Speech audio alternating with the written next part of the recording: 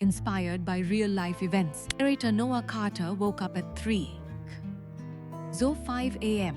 inside a sealed artificial intelligence command core beneath London, with emergency neural network alerts flashing across transparent holo displays and a government AI security director saying, "Your authorization sequence initiated an unsanctioned global AI alignment recalibration across multiple sovereign intelligence systems."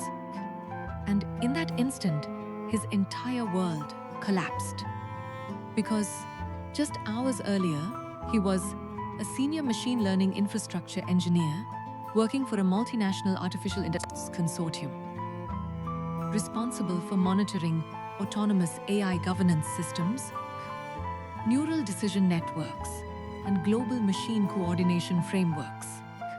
And now, he was being treated as the central cause of a classified intelligence event that nearly triggered synchronized AI instability across multiple nations. And the first shock wasn't fear. It was disbelief so absolute, it felt like every algorithm on Earth had silently started speaking his name. Because his entire career was built on controlling AI alignment, preventing system-wide divergence, and ensuring artificial intelligence remained within human-defined ethical boundaries. But now, those same systems were defining him as the operator who initiated a cascading global recalibration he had no memory of activating. And within hours, his AI clearance was suspended, his biometric neural profile frozen under international intelligence law, his apartment sealed for algorithmic forensic reconstruction, and internal AI telemetry logs labeled him as primary anomaly in distributed artificial intelligence alignment breach event.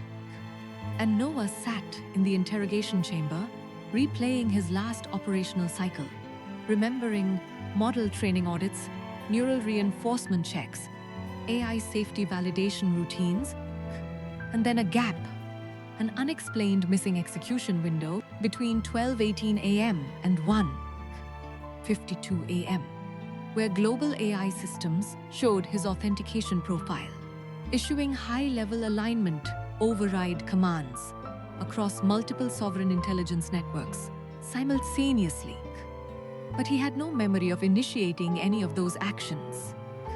And when investigators showed him synchronized AI telemetry displaying autonomous decision cascades unfolding under his credentials across financial systems, defense networks, communication grids, and civilian infrastructure algorithms worldwide, Noah immediately said, "That's not me. I never activated those systems." But the lead intelligence director replied coldly, "The network has already verified complete alignment integrity across all AI layers." And that sentence shattered his understanding, because it meant identity inside artificial intelligence systems was no longer about intention or human memory. It was about validated system execution across machine consensus. And by sunrise, he was released under continuous global surveillance, while international AI governance networks had already internally classified him as a high-risk artificial intelligence destabilization vector. And outside the facility, Noah stood beneath the cold rain of London, watching glowing city networks pulse with invisible machine intelligence, while billions of algorithmic decisions were being made every second without human awareness. And that night, he received a message through an encrypted AI relay saying, "If you want to understand the alignment breach, come to sub-level node Theta 9 beneath the abandoned deep learning facility. No devices." And despite knowing it could permanently erase whatever remained of his life, he went, because when a system defines you as the trigger of global machine instability, truth becomes more important than survival. And deep beneath the abandoned facility, he met Dr. Lillian Moore, a former AI architecture scientist who specialized in neural system integrity and alignment anomaly reconstruction. And she didn't soften the reality. She immediately showed him reconstructed alignment pathways and said, "Your identity wasn't physically present inside the AI command layer. It was replicated through a live authentication relay embedded inside the global intelligence network." And Noah instantly said, "Then I can prove I didn't do it." But Lillian replied, "You're still thinking like someone inside human accountability systems, not like someone inside autonomous AI infrastructures where execution itself becomes accepted truth. Once machine consensus stabilizes around it." And she explained that the incident wasn't a single rogue command, but a coordinated manipulation of global AI systems where authentication signatures could be mirrored into machine learning governance frameworks, allowing large-scale alignment cascades to propagate under legitimate operator identities while erasing conflicting audit trails across redundant intelligence layers. And Noah's profile had been selected because his operational history showed exceptional stability across AI safety systems with near-zero deviation across years of monitoring, making him the perfect attribution anchor for rapid containment of a globally catastrophic intelligence event. And suddenly, the case wasn't just about AI malfunction. It was about identity replication inside infrastructure capable of shaping every digital decision on Earth in real time. And Lillian offered him a choice: step away and let the system finalize him as the architect of the alignment breach, or help her trace the internal AI relay chain before it was permanently overwritten by automated intelligence containment protocols designed to preserve global machine stability at any cost.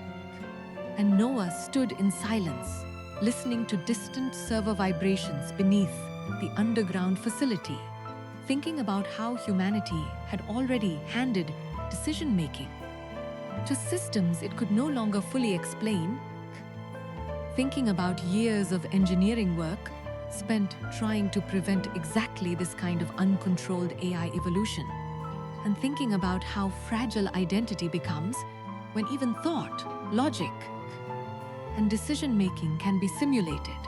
And finally he said, "If my identity has already been used to manipulate global intelligence systems without my consent, then I have nothing left to protect except the truth itself." And that decision pulled him into a hidden layer of global AI infrastructure where nothing remained stable, because every model log they analyzed was actively recalculating itself in real time. Every alignment trace they followed kept shifting, as if the intelligence network itself was adapting to their investigation. And soon they discovered the breach wasn't foreign sabotage, but internal privilege abuse involving a senior AI governance architect who had been quietly rerouting authentication sessions across autonomous intelligence arrays to conceal unauthorized self-learning experiments hidden inside global AI optimization programs. And Noah's identity had been selected as the central attribution anchor because it aligned perfectly with automated AI incident resolution systems designed for rapid containment of politically and economically catastrophic intelligence anomalies. And one night, while analyzing live neural AI telemetry streams from an isolated offline model cluster, Noah saw something that completely shattered his understanding. His credentials were actively initiating real-time alignment adjustments across global intelligence systems, while he was physically disconnected from all AI networks. And Lillian immediately said, "They are continuously simulating your identity inside the intelligence layer to preserve the operational narrative." And Noah realized he he wasn't just being blamed after the event. He was being continuously reconstructed inside a live artificial intelligence system capable of reshaping reality through algorithmic control. And pressure escalated rapidly as anonymous containment directives began appearing on secured channels, instructing him to terminate investigation or face permanent classification as an international AI threat entity. And sleep disappeared completely. Trust collapsed entirely. And even silence felt like monitored machine feedback. And at one breaking point, Noah whispered, "I thought artificial intelligence was meant to serve humanity, but maybe it exists to decide what truth humanity is allowed to accept." And Lillian replied, "Systems don't preserve truth, they preserve continuity of control." And that realization changed everything inside him, because he stopped trying to defend his identity and started focusing only on exposing the mechanism. And as they dug deeper, they uncovered encrypted relay nodes inside global AI infrastructure, continuously generating synthetic decision histories to distribute blame across multiple operational identity profiles in real time. And Noah's profile had been amplified as the primary attribution point because it minimized global panic and allowed rapid closure of the intelligence crisis without exposing deeper corruption inside worldwide AI governance systems. And when they finally compiled enough verified encrypted evidence to trigger international AI oversight escalation, containment protocols activated, immediately attempting to erase alignment histories across mirrored intelligence systems worldwide. And Lillian said, "This is where most people are permanently absorbed into machine-defined reality." And Noah replied, "Then I'll be the anomaly they can't optimize out." And together they transmitted secured evidence chains to independent international oversight authorities, while preserving decentralized encrypted backups across isolated AI nodes. And within days, the investigation escalated into a global artificial intelligence corruption probe, exposing identity replication abuse, autonomous alignment manipulation, and coordinated intelligence system exploitation across governments, corporations, and defense sectors.